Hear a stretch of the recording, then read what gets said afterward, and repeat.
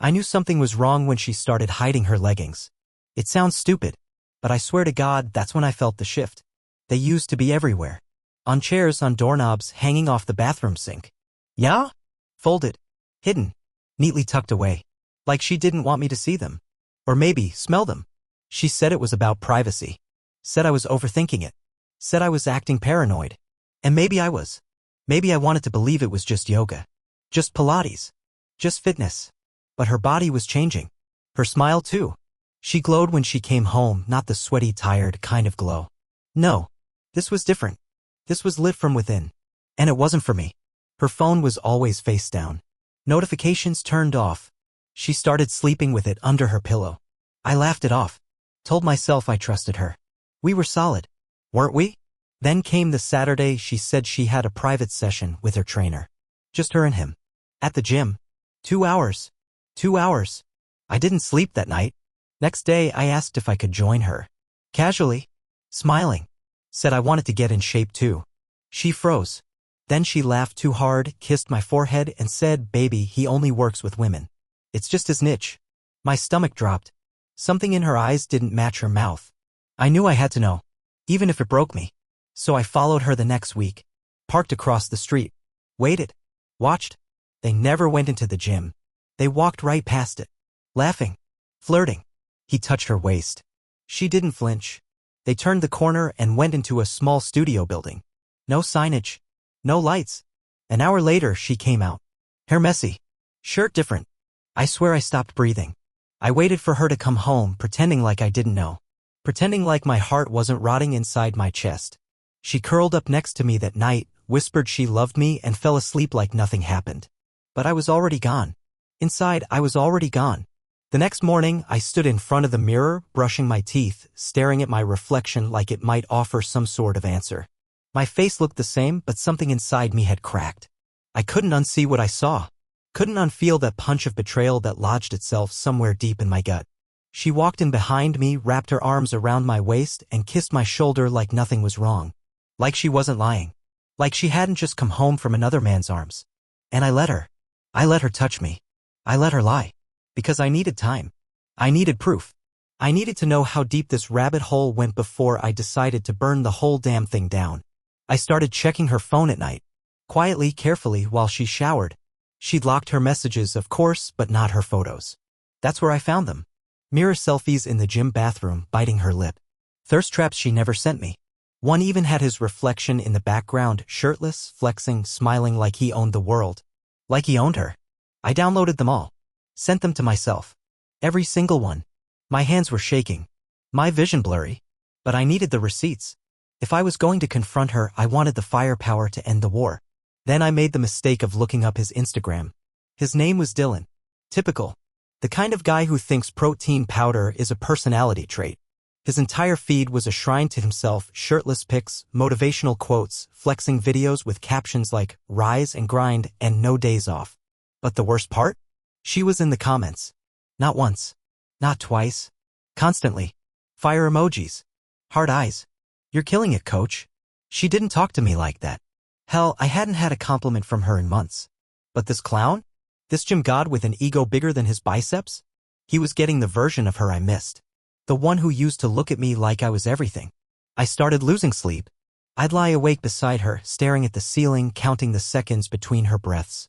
I'd wonder if she was dreaming about him. If she was replaying moments they had together, the stolen touches, the whispered laughs, the way his hands probably knew her body better than mine did now. It made me sick. But I still said nothing. Still kissed her goodnight. Still pretended. Then came the final straw. One evening I picked her up from a session. Said my car was in the shop and I needed a ride. She was annoyed, said it would be awkward, said she usually Ubered. But I insisted. She didn't know I'd been watching her for days. Knew where they parked. Knew their little routine. She came out of that same building. Hair tied up. Skin glowing. Wearing a shirt I'd never seen before, his. I knew it was his because I'd seen it on his damn Instagram 2 days prior. I rolled down the window and just stared at her. Said nothing. She looked at me, confused at first. Then scared. She got in slowly, eyes darting around, probably wondering how much I knew. I didn't ask anything. I just drove. And that silence between us? It screamed louder than any fight we'd ever had. The drive home was unbearable. Not a word spoken. Not a glance exchanged. The air between us was thick, not just with tension but with the kind of suffocating dread that comes when truth is clawing its way to the surface. She kept fidgeting with her sleeves, picking at the skin around her nails like her guilt was trying to escape her body. I kept my eyes on the road, hands clenched around the steering wheel so tight my knuckles turned white. Every mile that passed felt like a countdown to something irreversible. I didn't know if I was going to scream or cry or pull over and tell her to get the hell out. But I knew one thing for sure, we weren't coming back from this. When we finally got home, she tried to walk past me like nothing happened. Just grabbed her bag, mumbled something about needing a shower. I stepped in front of her. Stopped her. She froze, eyes wide, like a deer in headlights. I held up my phone and showed her the photo, the one where she was wrapped in his hoodie, the one with his reflection in the mirror, smiling like he'd already won. Her face went pale. Then red. Then blank. She didn't even try to lie. Didn't stutter. Didn't fake a tear. She just whispered, "It's not what you think," and tried to look away. But I wouldn't let her. "Oh, really?" I said, my voice low, shaking. "Because what I think is that you've been fucking your trainer while coming home to me. Sleeping in my bed. Wearing his clothes under my roof. So please, enlighten me. Tell me what exactly I'm misunderstanding." That broke her. She dropped her bag. Sat on the floor. Covered her face. And cried. Not the sobs of a woman caught in a lie, no. These were the messy, broken cries of someone who knew she'd destroyed something she could never rebuild. I wanted to scream. To throw something. To drag every last truth out of her. But I stood there frozen, watching the woman I loved turn into someone I didn't recognize. She told me it started with harmless flirting. That he made her feel seen when I was too busy with work. That he complimented her body when I hadn't noticed she'd lost weight. That it was emotional at first, like that was supposed to make it better. Then one day, after a session, he kissed her. And she let him. Not just once. Not just twice. She kept going back. Kept lying to my face, coming home to me like everything was fine, like I was the fool. I asked her if she loved him. She hesitated. And that hesitation was louder than any yes. I didn't need to hear more. I walked out the door, into the night, with nothing but my keys and the weight of betrayal crushing my chest. I didn't know where I was going. But I knew I couldn't stay. I ended up driving for hours. No destination. No plan. Just me, the hum of the engine, and the burning sting of betrayal simmering behind my eyes. My phone buzzed more than a dozen times, her name lighting up over and over, but I couldn't bring myself to answer. What was there left to say? I'd seen everything I needed. Heard more than I ever wanted. And still, part of me wanted to turn around. To pretend this was salvageable. To believe that love, real love, could survive something this brutal. But every time I pictured her with him, laughing, moaning, trusting him the way she used to trust me, that flicker of hope turned to ash. Eventually, I pulled into a motel off the highway. One of those dimly lit places that smelled like bleach and despair. I didn't care. I just needed somewhere to fall apart. I sat on the edge of the bed for a long time, staring at the wall, heart pounding, thoughts racing in loops I couldn't shut off. How long had she been lying? What else had she hidden? Had she ever really loved me, or was I just a phase she outgrew the moment someone with tighter abs and a gym whistle came along? I replayed everything. Our first date. Her laugh. The way she used to sneak into my shower just to kiss me good morning. The way she'd squeeze my hand in public like she was proud to be mine. I didn't want to believe that all of it had been a lie. But when someone you love chooses someone else, chooses to deceive you, it poisons everything in reverse. Every memory gets infected. Every good moment feels like a setup for the eventual fall. I started to question if I'd ever really known her at all. The worst part? I missed her. Even after everything, I missed the way she smelled. The way she'd curl into me when she was cold. The way she'd call me babe like it was our own private language. It was like grieving someone who was still alive, someone I'd see again who'd look exactly the same but wouldn't be her anymore. Not the version I loved. Not the woman who made promises she didn't keep. At some point, exhaustion finally pulled me under. I didn't even undress. Just collapsed onto the thin motel sheets and let my body shut down. Sleep didn't bring peace, though. I dreamed of her. Of walking in on them. Of hearing her say his name. I woke up drenched in sweat, fists clenched, jaw aching from grinding my teeth. The sun was barely up.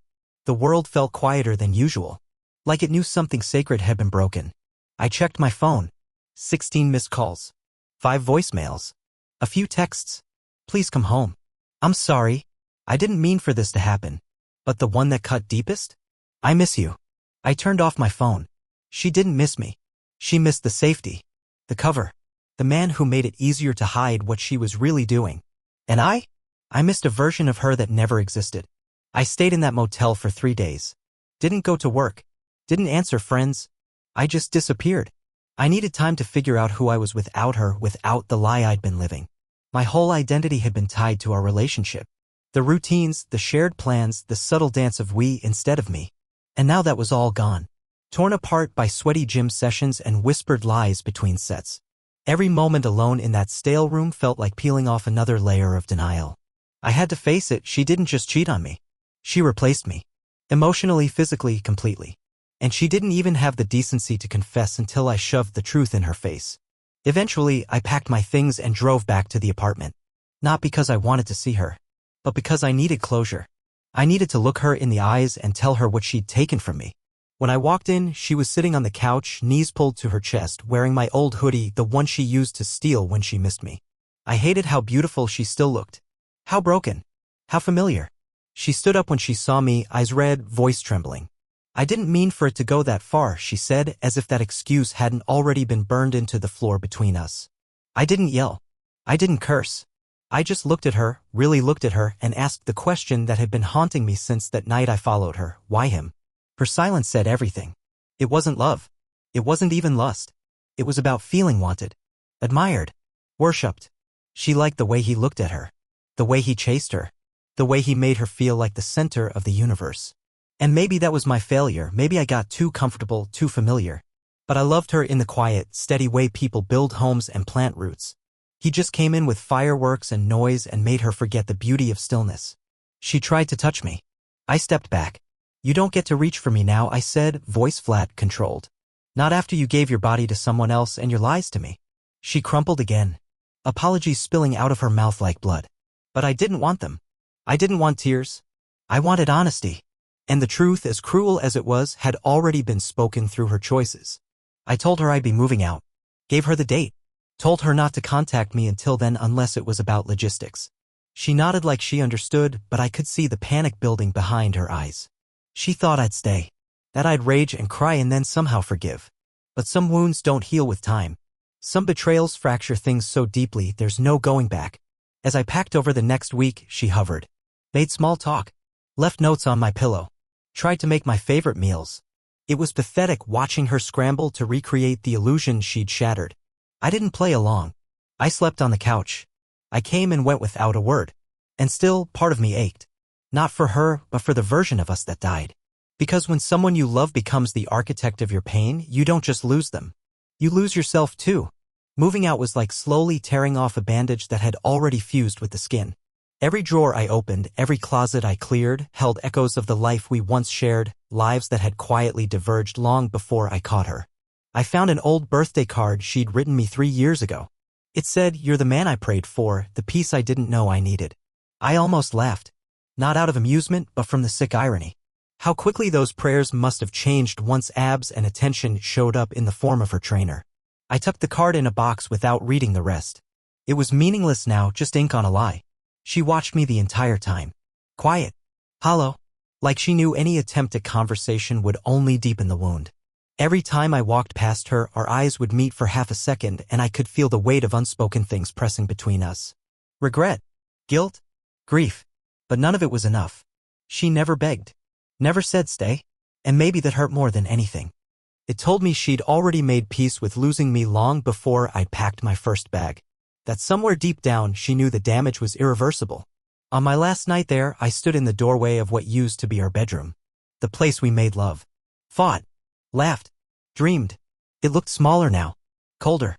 As if the betrayal had seeped into the walls and stripped it of warmth. She came in behind me slowly like she was afraid to break the silence. "I still love you," she said, barely above a whisper. I didn't turn around. "No, you don't," I replied. "You just miss being loved." And that was the truth, wasn't it? She didn't miss me. She missed the version of herself she could be when I adored her. When I chose her. When I looked at her like she was enough. The moment someone else did it louder, flashier, with more muscles and compliments, she ran. Loyalty meant nothing once ego came calling. She tried to cry again, but I didn't stay to watch. I walked past her, bag slung over my shoulder, keys in my hand. And when I closed that front door behind me, it didn't just feel like leaving her.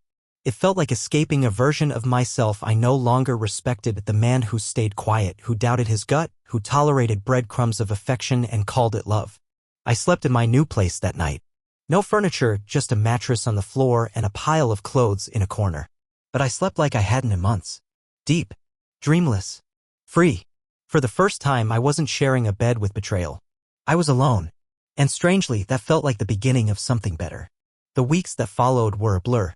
Grief has a strange rhythm. Some days you feel nothing, just a hollow ache that lives beneath your ribs like background noise. Other days it hits you like a wave, sudden and suffocating, triggered by something as stupid as seeing a shampoo bottle she once used or hearing a song that used to play when you cooked together. I'd be fine for hours, even whole days, and then I'd find one of her bobby pins stuck between couch cushions or a stray receipt from that smoothie place she loved, and I'd be back in that apartment watching her cry, watching her not fight for us. I didn't talk to her. I didn't block her either. I wanted her to see me living without her. I wanted her to know that I wasn't crumbling, even if some nights I still laid on that mattress staring at the ceiling, wondering how love could rot so silently.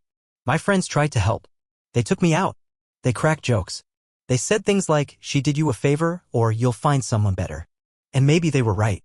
But none of that mattered when your chest still ached for a version of someone who never really existed. One night, about a month after I moved out, I got a DM. From him. Dylan. At first, I thought it was fake. Some sick joke. But no, it was him, the gym trainer, the man she'd chosen over me. His message was short. Cold. Just wanted to say, "I didn't know she was still with you when we started. She said you were done." I stared at the screen, disbelief washing over me like ice water. I didn't respond. What was the point? He wasn't apologizing. He was just covering his own ass. Trying to ease his conscience with half-truths. But it did something unexpected. It validated my pain. Confirmed that she had spun her own version of the truth, not just to me, but to him.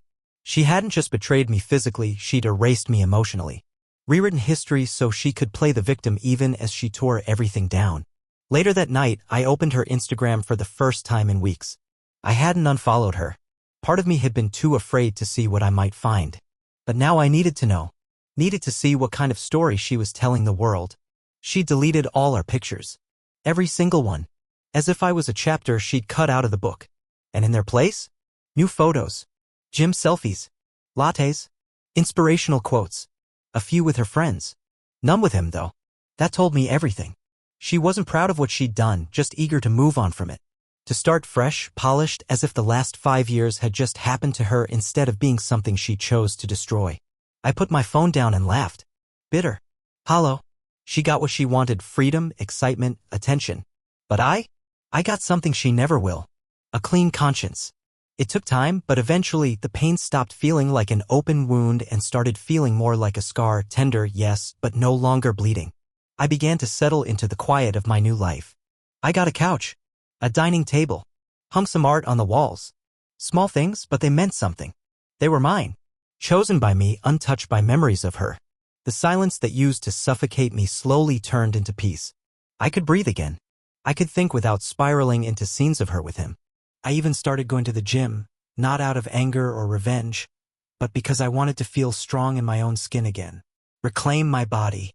Rebuild my pride. People started noticing. Friends said I looked different. Calmer, more grounded. My sister said my eyes were finally clear again. Like I'd been living under a fog for years. And maybe I had. Love has a way of blinding you when you want so badly to believe in someone. You ignore the late replies, the subtle distance, the shifting routines. You justify the gut feelings. Tell yourself you're insecure, paranoid, jealous. But the truth is I knew. I just didn't want to know. And that's a mistake I'll never make again. One afternoon, I ran into someone we both knew. A mutual friend who'd always been closer to her, but still decent to me. She looked uncomfortable when she saw me, fidgeted, then finally said, "I just want you to know. She's not with him anymore." I shrugged. Was never really about him. She nodded slowly like she understood. And then, almost in a whisper, "She's not doing great. She talks about you a lot." I didn't ask for details. I didn't want to hear how she cried or how she regretted it or how she finally realized what she lost.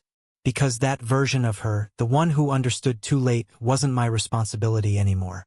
Let her carry that weight. Let her sit in the bed she made with a man who only wanted her until the thrill wore off.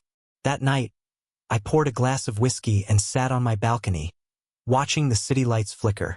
I thought about everything. The lies, the late nights, the way I used to wait up for her, worried but silent, pretending I trusted her when all I felt was dread. I thought about the man I was back then. Soft-spoken, accommodating, desperate to be enough. And I thought about the man I was now. Stronger, wiser, still hurting, yes, but healing on my own terms. There's a strange kind of power in walking away, in choosing to leave what broke you instead of staying to fix what someone else shattered. I used to think forgiveness meant letting her back in. Now I understand it's about letting myself move on. Because in the end, she didn't just cheat on me. She freed me. Weeks turned into months. Seasons shifted. And somewhere between late nights at the gym and quiet mornings with black coffee and no one to share it with, I started to like my own company again. There was something liberating about not waiting for text replies, not decoding tones or wondering who someone truly was beneath their curated smiles. I wasn't lonely, not really. I was rebuilding. And with every day that passed, I could feel the weight of her betrayal losing its grip on my chest. She became a chapter, not a presence. A lesson, not a longing. I started dating again, slowly, carefully. Not to replace her. Not to fill a void. Just to remind myself that not every woman is a ticking bomb wrapped in affection. Some were kind. Some were forgettable. A few even beautiful in ways that reminded me what it felt like to laugh without suspicion. But I wasn't rushing into anything. I was different now. Wiser. A little colder maybe, but in the way steel is cold-tempered, stronger after the fire. One night, I got another message from her. Short.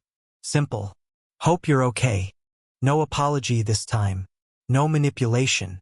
Just a few words drifting across the void like a ghost knocking at a door that no longer belonged to her. I didn't answer. Not out of spite, but because there was nothing left to say. We had said everything with our choices. With the nights spent apart.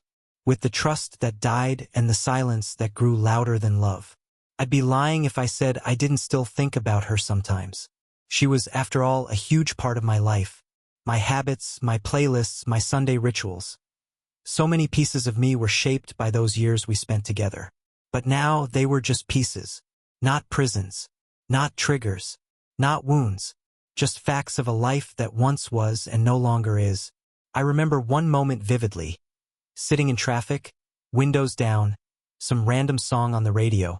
The sun was setting, casting everything in that soft orange light that makes even the ugliest city streets look beautiful. And for a brief, fleeting second, I felt it. Peace. Not relief. Not distraction. But real peace. I wasn't angry anymore. I wasn't mourning her. I wasn't questioning my worth.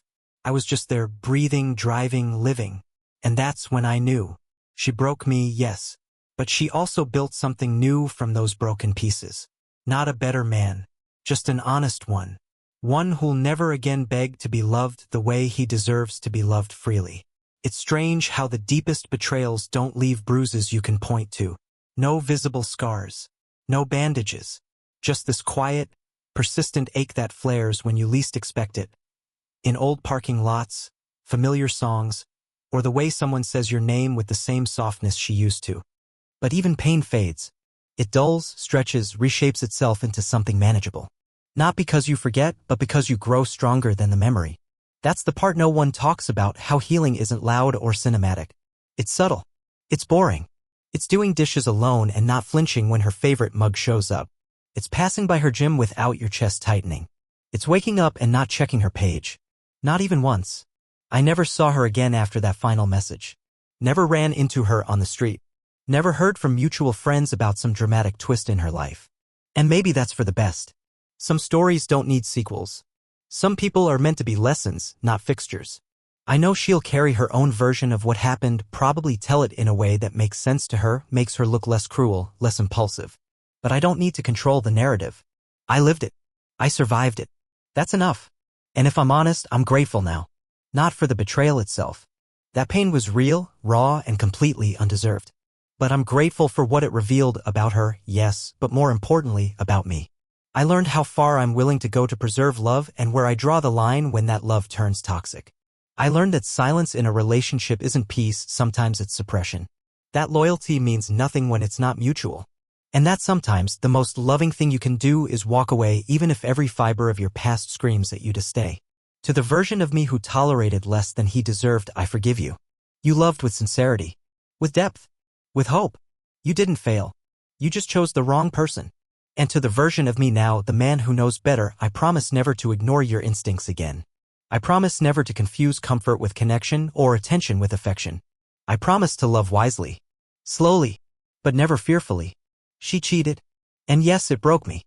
But from that wreckage, I built something far more sacred than revenge or rebound. I built myself. And that's a love no one can take.